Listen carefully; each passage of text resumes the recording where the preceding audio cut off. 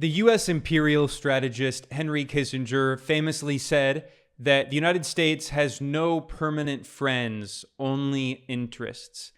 And we can see this attitude in the way that the U.S. empire bullies countries that it considers to be its top allies.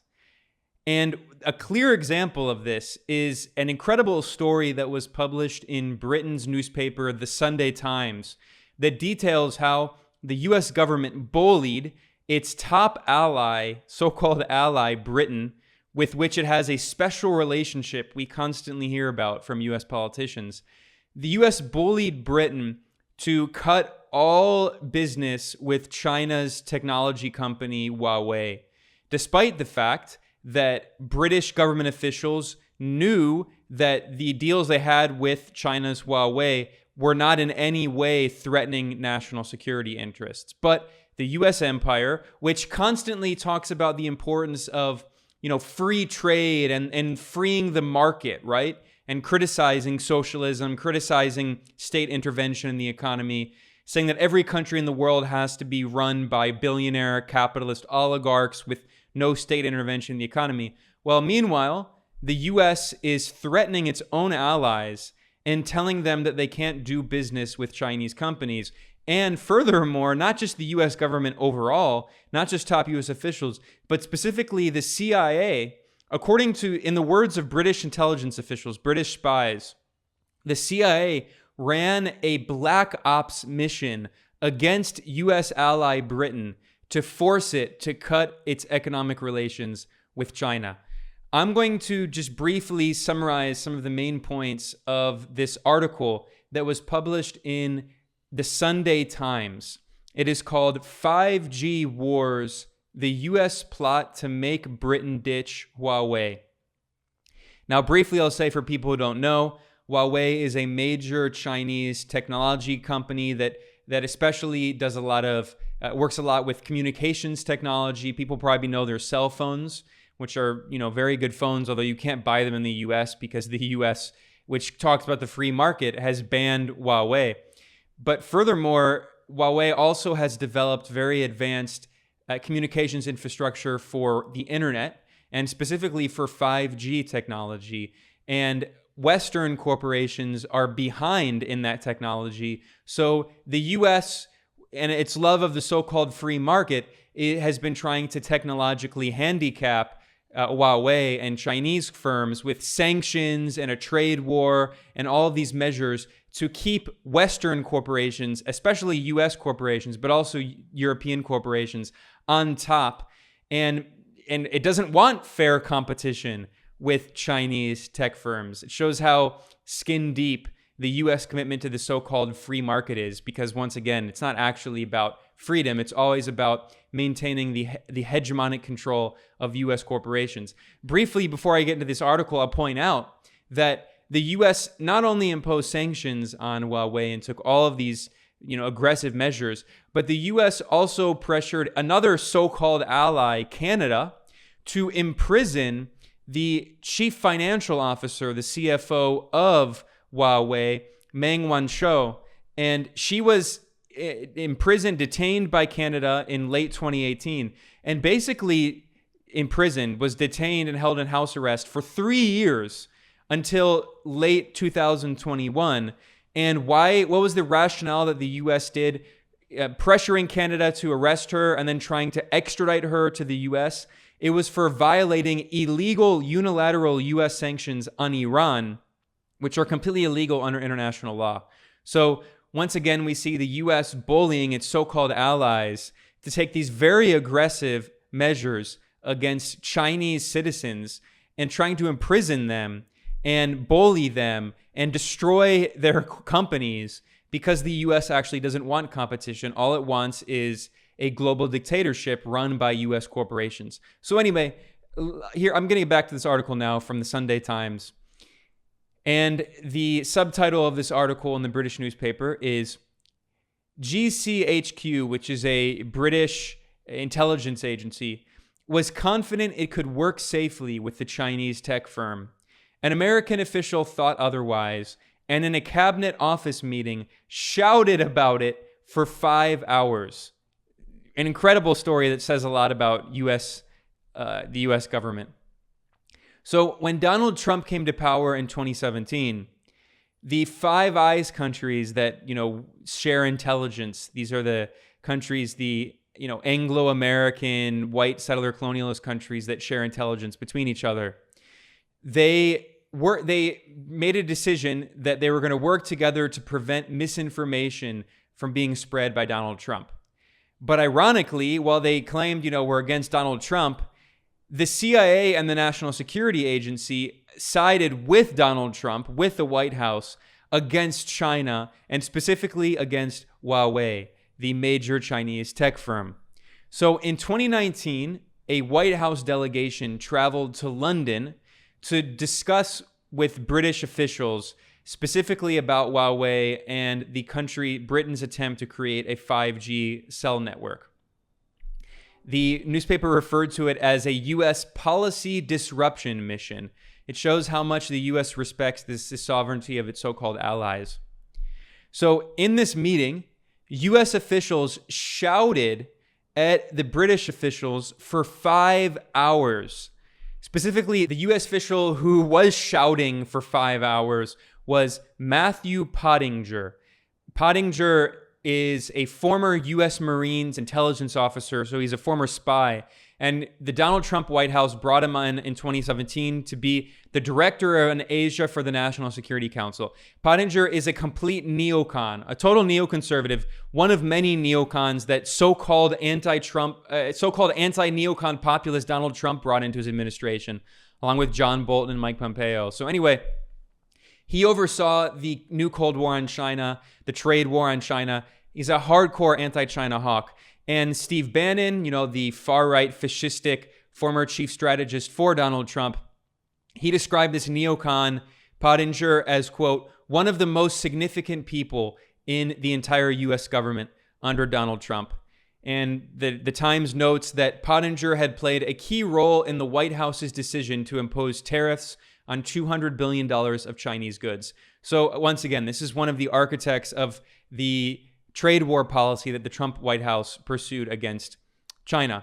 So this article is largely based on the testimony of the British intelligence officer Kieran Martin of GCHQ.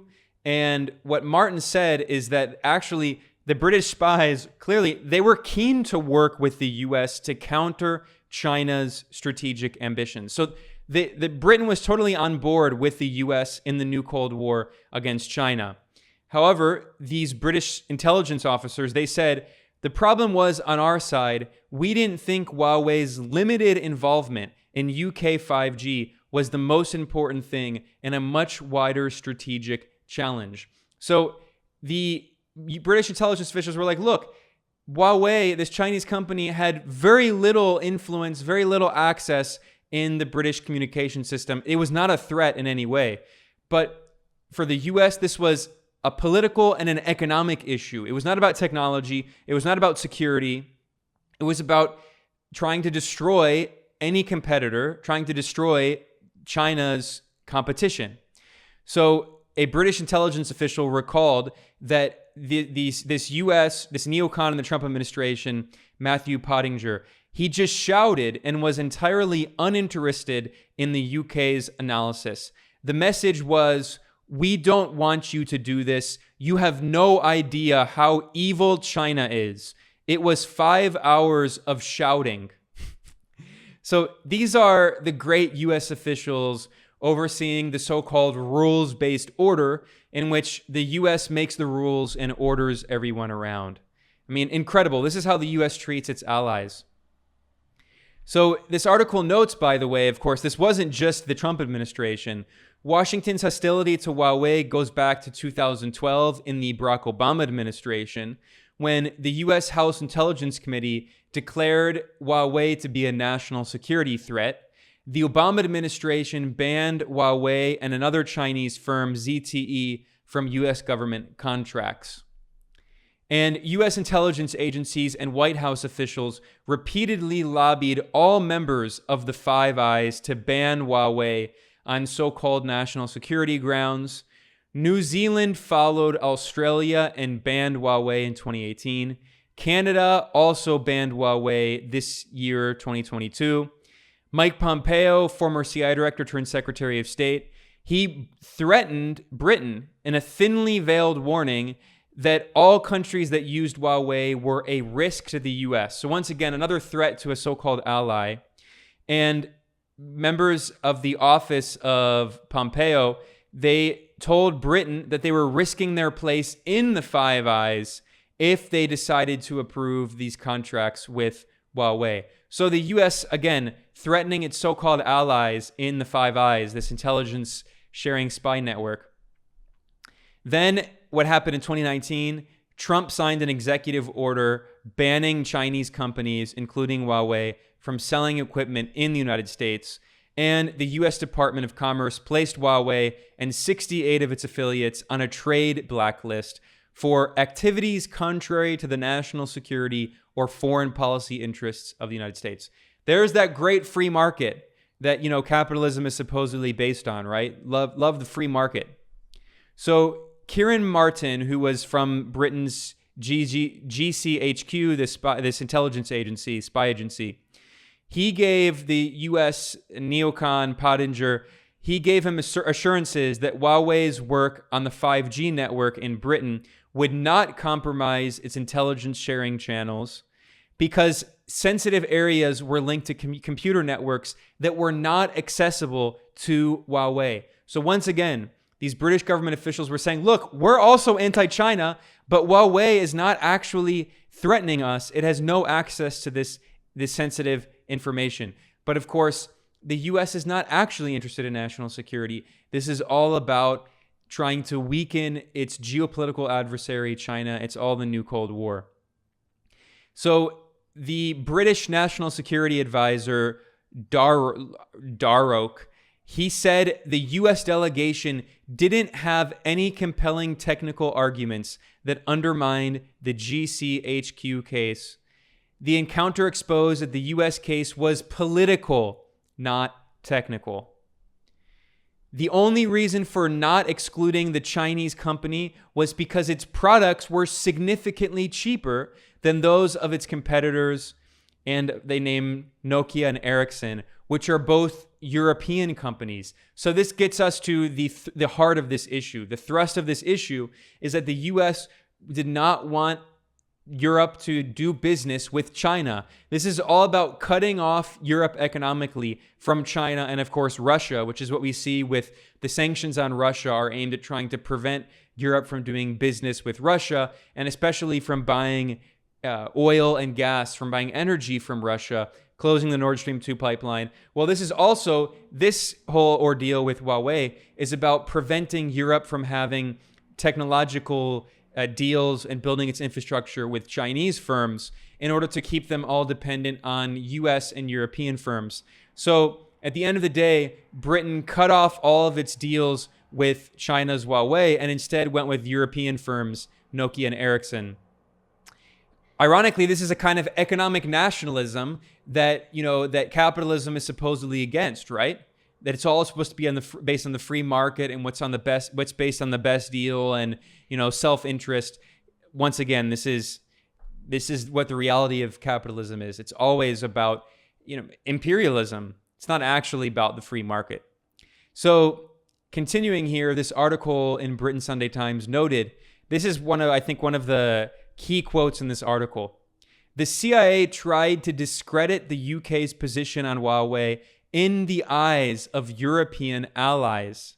CIA officers met with their counterparts in France, Germany, Italy, and Norway in order to criticize Britain for what they called misjudgment, and British intelligence officials were outraged by what they described as a black ops mission facilitated by the CIA, some even calling it a betrayal of friendship. Once again, the US doesn't have friends. It was Henry Kissinger himself, the leading US imperial strategist, former Secretary of State and National Security Advisor. Henry Kissinger famously said, "The United States doesn't have permanent friends, only interests." And Britain, how many times is it going to learn it? Again and again and again. So then, of course, what happened in 2020 is Trump imposed sanctions and banned Huawei from using US-made chips in its equipment. 2 months later, Boris Johnson in 2020, the British Prime Minister, banned Huawei from operating in Britain.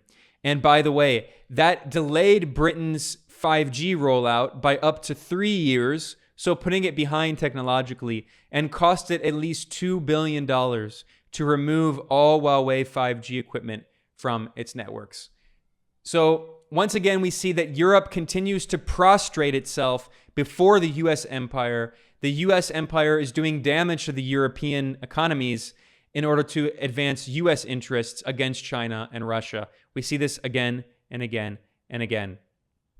And this article once again reiterates that the British intelligence agency, GCHQ, they had done a detailed analysis about the risk of Huawei, and they concluded that Huawei's technology was not at the core of their 5G network. It was okay.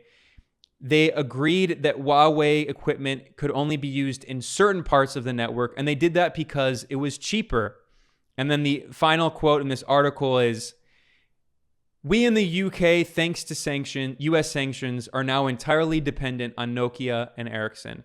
So this is the reality of how the US treats its so-called allies. We see that the US-led sanctions on Russia are bankrupting large parts of European industry, especially in Germany, where you see labor unions are actually protesting against these sanctions, saying that it's going to bankrupt entire industries, which means that these, good-paying unionized jobs in Germany, a lot of German workers are going to lose those jobs because the US is so insistent on bleeding Russia economically to prevent Russia from having economic ties to Europe. Although ironically, this is actually helping Russia in some ways because Russia is making more money from its oil and gas exports, which is another irony there. But anyway, the US in its new Cold War has been forcing Europe to go against its own economic interests, to go against China and Russia in order to advance the interests of US corporations and also some other European corporations.